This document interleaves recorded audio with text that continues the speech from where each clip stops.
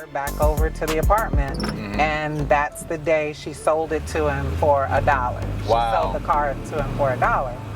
And she said, well, when your youngest is ready for the car, it's hers. Right. So my dad would, he always had these big, huge gardens. This week we got a beautiful surprise for you guys. This is our throwback edition, a 1965 Impala that belongs to a good friend of mine, and we're going to take it around these back Georgia roads. And the poster behind me kind of explains the history behind this car, and we're going to talk all about it. That's what we got coming up.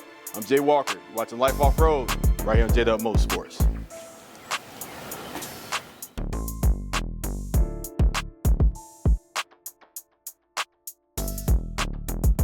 Welcome back to another episode of Life Off-Road. Thanks again for hitting that play button, folks. Remember, while on YouTube, hit the thumbs up button, like, subscribe, really helps us out. Also, become a member.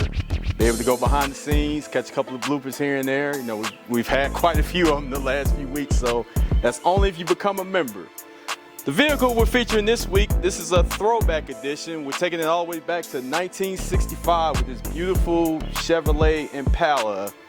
And this is all new redesigned, 4th generation body style from our friends at Chevrolet. This is the start of the new generation here. And this was, man, all new redesign. I mean, it's a beautiful look from the styling. You know, it has several different engine packages. And I've always wanted to do one of these. You know, a lot of people love the 6.4s, the 6.3s. You know, any Impala you could have, in my opinion, is a pretty good car, man. So there's a lot of history behind this one right here. And to talk more further about the history, I want to bring my good friend out here, Miss Cassandra. Cassandra, how you doing? I'm doing well, Jay. Good to see you again. Honored to be on your show. I appreciate you coming on. Yeah. So, this right here, I remember, you know, those of you who don't know, I met Cassandra at Caffeine Octane. So if you've seen this car in one of my Caffeine Octane videos, you'd be like, hey, I recognize that car. So it was a beautiful car. Camera does it no justice. You have to really see it in person. So this car, there's a lot of history behind this car. How long have you had this car? I've literally had it since I was about 8 years old. Wow. Yeah, my father worked for a part-time at a luxury apartment complex. Okay. So this lady, Miss Laura D. Smith, was one of the tenants. And you would press an intercom button, you would come down, and just the attendants would have your cars ready. He was also an LPN from World War II, and she kept kind of banging up the car. Yeah. So he would bring it out for her, and eventually she had cataracts or something. She knew, you know, it's kind of time to give the car up. So she sold it to him for $1. He sold it to me for like a penny. You can't sell it that cheap anymore. Right. And then this is just a picture of my mom and dad. Oh, nice. Yep. And we came from St. Louis in 1991. Okay. So I changed the name of the car. Me and my friend Benita, we both had Impalas in college, so we called them Betsy. Yeah. So I changed it from Betsy to Miss Journey Moneypenny, because we journeyed from St. Louis to Atlanta, Georgia, and then Moneypenny, because everyone in my family is a 007 Bond That's right. enthusiast. Shout out to 007, Mr. James Bond. Yeah, may he rest in peace. Yes. So this one, was this the original color that the car was, or was it? By no means. It was a green. Everyone will remember the aqua green on the inside and the darker green on the outside. And then I saved some of the original material, and we can look at that. Okay. But I decided to change it for women's empowerment, to empower young women. Every time they would go to car shows, they see brown, black, you know, all Red, Monte Carlo, yellow, more of a guy thing. Yeah. So just wanted to embody her. She was very put together. She was a housewife. Her husband developed Alzheimer's, and she had to then take over his banking business. So she literally went from secretary to very high up in the business. Oh, okay. Yeah. Now, what color is this? What color did you decide? It kind of looks like a champagne-ish kind of. It's on any given day. It's whatever color you want it to be, because if it's an overcast sky, it can be a pinkish orange, champagne pink. It just depends on where the sun is. Wow. Now, see, you kind of done some work with the interior to kind of blend in with the outside. It looks very nice. I mean, it's very well done as far as the interior wise. Yeah, and what you're kind of looking at on the inside is a story that I wanted to tell.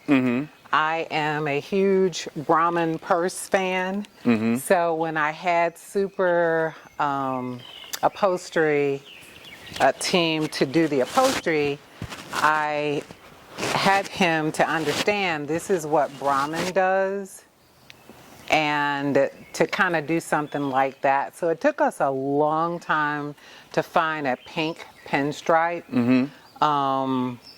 And when I say a long time, I mean we literally have been looking for almost a year, maybe 9 months.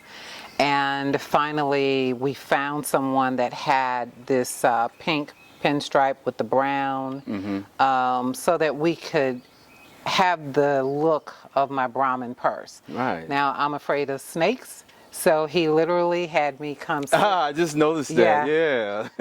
So he had me sit in the car every day after work and sit near it just so I could be able to tolerate it. Yeah. It's one thing having it on your purse where you're not looking at it, but it's another when you turn your head. That is a trip. But what I love the most, we found a suede iridescent for the steering wheel, and it stays cool. You have automatic grip, so that worked out perfectly. Yeah. And I just recently had him, for throwback purposes, create me a trash can, the old-fashioned hump trash can, sandbag, but we sort of modernized it. Yeah. And did that. Beautiful. It's absolutely stunning. I didn't even recognize the snake skin until you just pointed that out. That is so cool. I mean, this car is so cool, man. Did this come? I believe this came with the 289s. No, 283. This is the housewife version. Okay. And I never changed the engine out. I've had it overhauled 2 times. But I wanted to keep it more embodying her personality. Yeah. I mean, if you can imagine her, she dressed in Talbert's clothes. She had a little, what we would call pocketbook, not a purse, back in those days.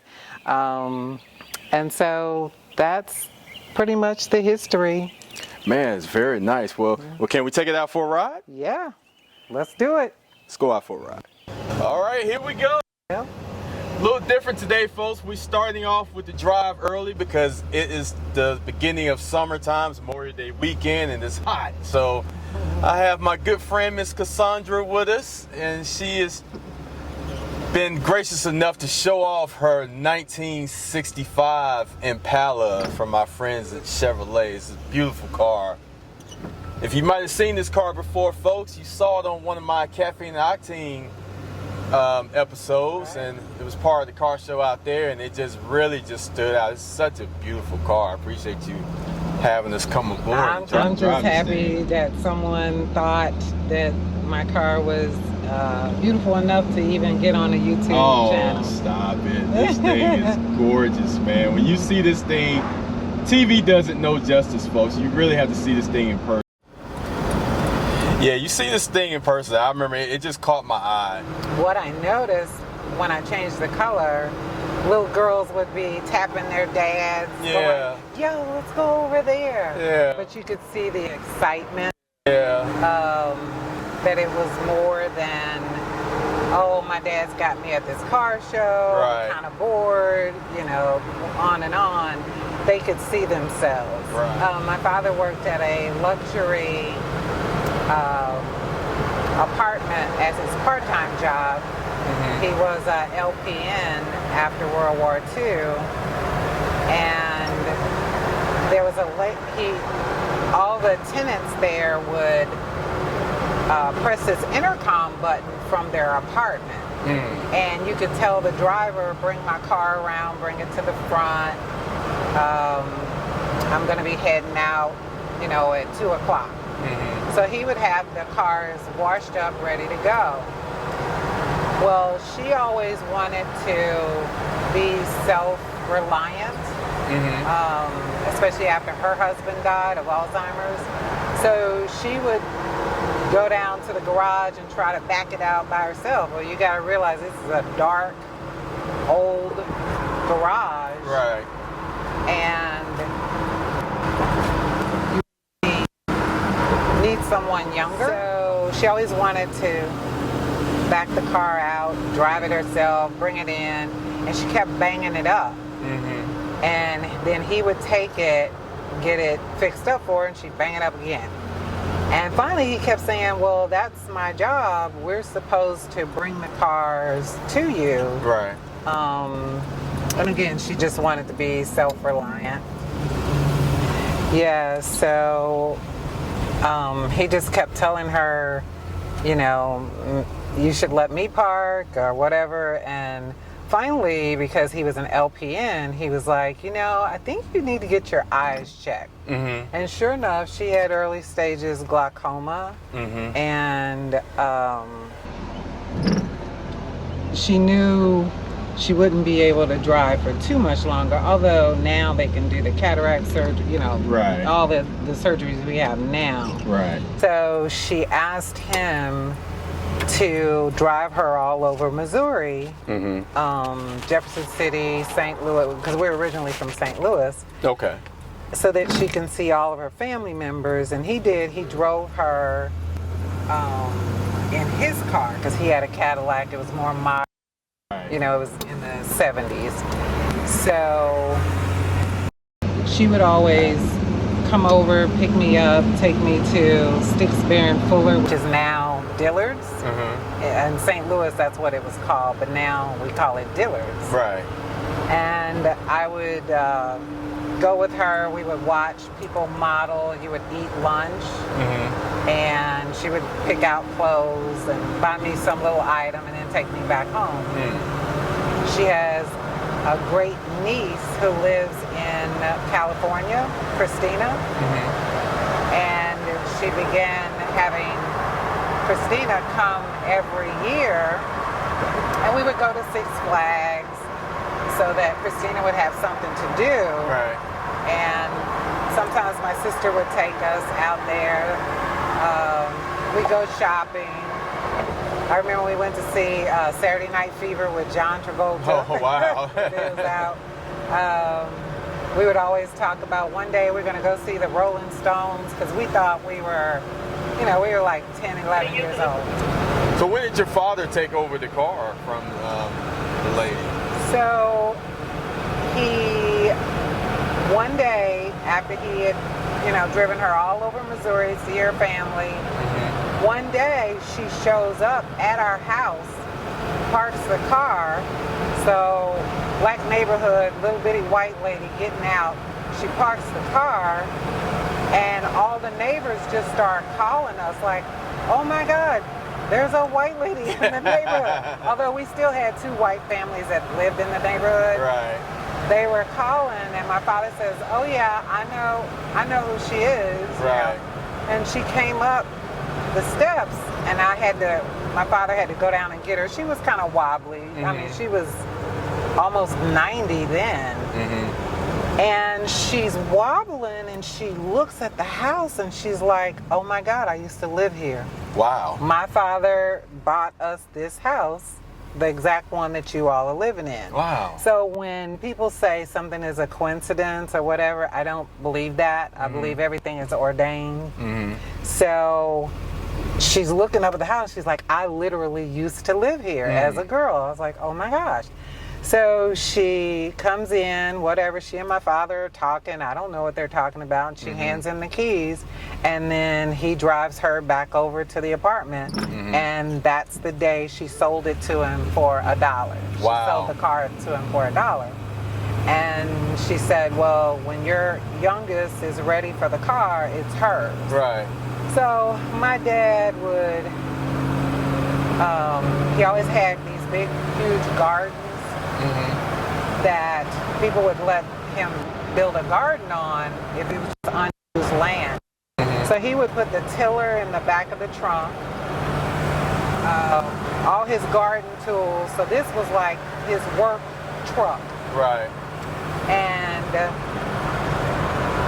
we would Go ahead, jump front. we would be coming back from someplace way out on Highway 40 in Chesterfield, wherever these people had land where he could do a big garden.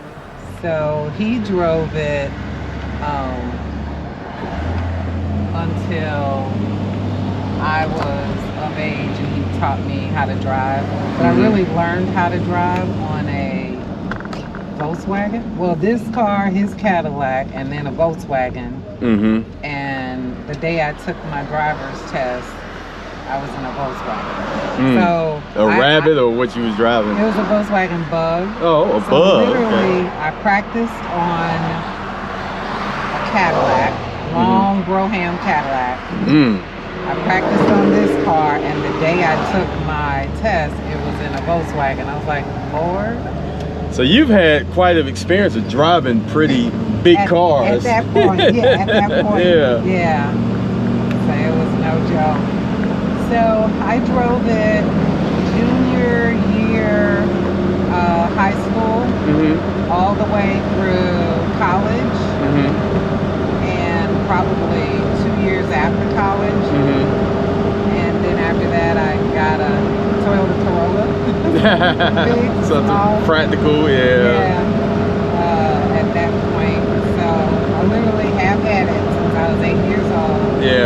We journeyed down here, or me in the car, from St. Louis in 1991.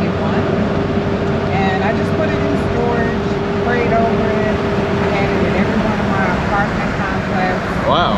And I would have to pay for an extra parking space. Yeah, it was so big. And cover it over. Well, no, you could only have one parking space. So if you needed a second one, like if you were a married couple, they didn't charge you.